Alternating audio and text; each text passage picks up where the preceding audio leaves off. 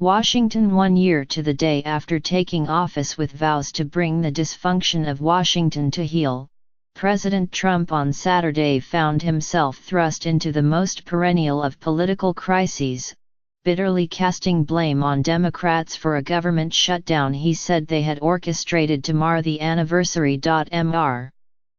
Trump had planned to spend the weekend at his Mar-a-Lago estate in Palm Beach, FLA, celebrating his first year in office at a soiree with friends and supporters. Instead, he remained out of sight in the White House, where he stewed about an impasse he had been unable to prevent, according to people close to him, and held a feverish round of conversations with Republican leaders in search of a resolution. This is the 1-year anniversary of my presidency and the Democrats wanted to give me a nice present, he wrote on Twitter before dawn, appending the hashtag #Democrat shutdown. By afternoon, the president's trip, which was to include a lavish $100,000 per couple party to celebrate his first year in office, had been shelved as aides contemplated with dread the potential practical and political impacts of shuttering the government. Inside the White House, Mr. Trump, the neophyte president who has styled himself the ultimate dealmaker, remained remarkably disengaged from the complex process of hammering out a politically palatable deal that could provide a way out of the morass. Senior advisors counseled him to do less, not more, negotiating, arguing that the shutdown was a political problem that Democrats had created for themselves, and had to find their own way to resolve.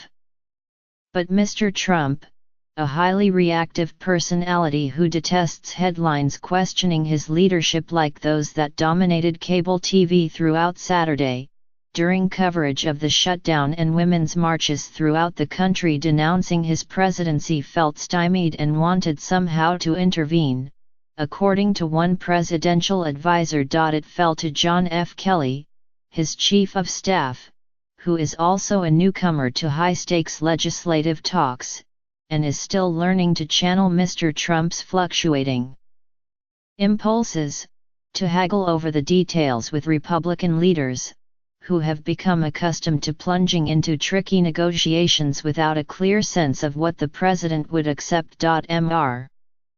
Trump shuttled between the presidential residence and the Oval Office, where he spent some time in the afternoon.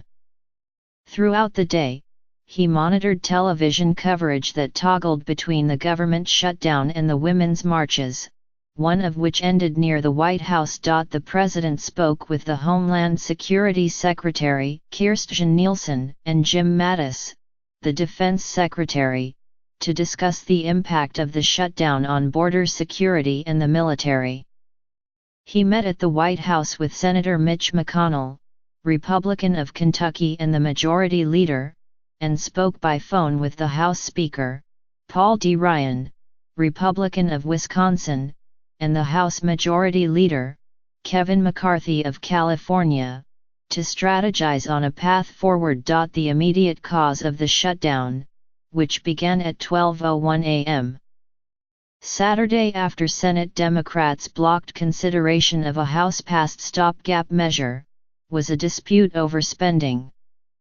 But it was a stalemate over immigration policy, the topic that propelled Mr. Trump's political rise and has dominated his first 12 months as president, that snarled the negotiations, as the president vacillated over what approach he should take, and advisors including Mr. Kelly counseled a harder line. Eager to strike a deal with Democrats to extend deportation reprieves to a group of undocumented immigrants brought to the country as children, Mr. Trump was nonetheless constrained by his own campaign promises to toughen immigration restrictions, and hemmed in by Republican congressional leaders uneasy about lining up behind a mercurial president with a penchant for changing his mind. As negotiators on Capitol Hill held out hope of a swift agreement that could end the impasse before the weekend was out, the House and the Senate reconvened for a rare Saturday session.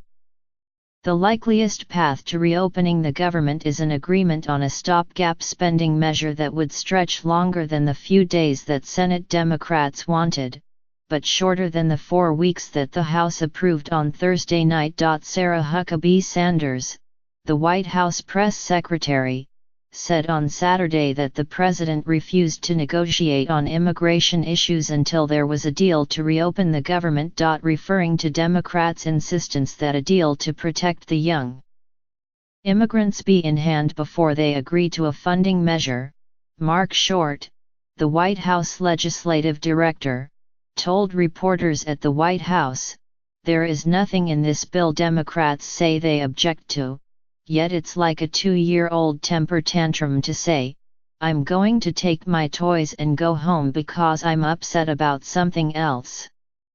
In his morning Twitter burst, Mr. Trump said Democrats were prioritizing illegal immigrants over American citizens and military personnel, and argued that the only solution to end the dysfunction was to defeat the party in this year's midterm congressional elections. Democrats are far more concerned with illegal immigrants than they are with our great military or safety at our dangerous southern border, the president said on Twitter. They could have easily made a deal but decided to play shutdown politics instead. We need more Republicans in 18 in order to power through mess. In fact, it was Mr. Trump who opted not to pursue a potential deal that he and Senator Chuck Schumer of New York, the top Senate Democrat, had hashed out over lunch at the White House on Friday. The proposal would have kept the government open, funded a border wall and extended legal status to undocumented immigrants brought to the United States as children, while including disaster aid funds and money for a federal children's health insurance program. Mr. Kelly later called Mr. Schumer to say the agreement lacked sufficient immigration restrictions. While Mr. Schumer said shortly after the government shut down that "in my heart, I thought we might have a deal tonight," White House officials argued that he had drastically overstated the progress made during the lunch. On Saturday, though, Mr. Schumer said that even members of the president's party had by now recognized that Mr. Trump was ill-equipped to strike a political compromise. What's even more frustrating than President Trump's intransigence is the way he seems amenable to these compromises before completely switching positions and backing off, he said on the Senate floor. Negotiating with President Trump is like negotiating with Jell-O. The remark echoed one made by Senator Lindsey Graham, Republican of South Carolina, at a hearing this past week, in which he said there were two Trumps, one who was open to a bipartisan immigration deal and one who was not. Mr. Trump's shifting desires and demands on immigration have complicated the task of resolving the shutdown conflict.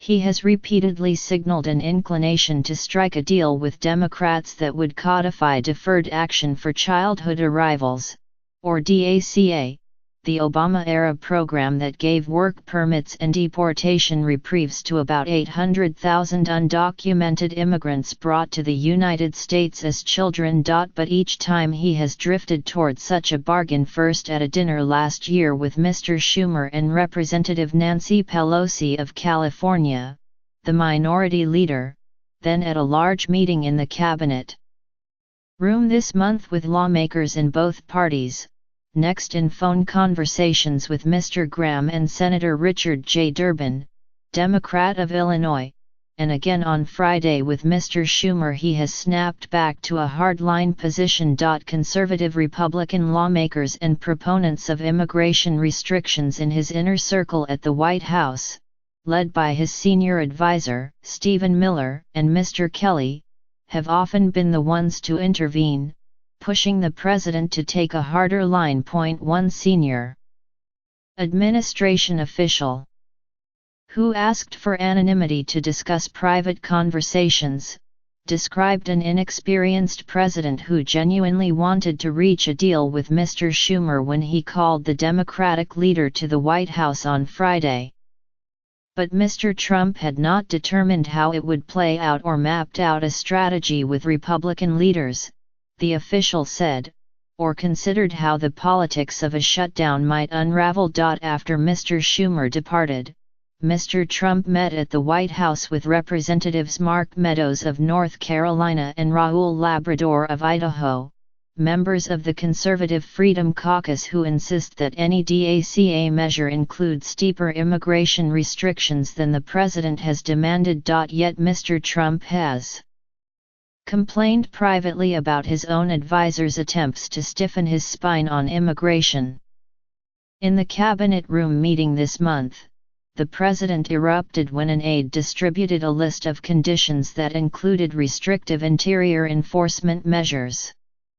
"I don't know what this is," the president said, according to a person briefed on the exchange, which was first reported by The Washington Post, and said he did not appreciate being blindsided by his own staff. A Trump advisor painted a different picture, saying that Mr. Durbin, the second-ranking Democrat, had expressed anger at the document, and that Mr. Trump, who often plays to the crowd in front of him, was merely joining in the outrage. On Saturday, the president was left alternately defiant and angry, self-pitying and frustrated. He argued to aides that he did not deserve the blame he was taking, but without a credible deal on the table, there was little for him to do.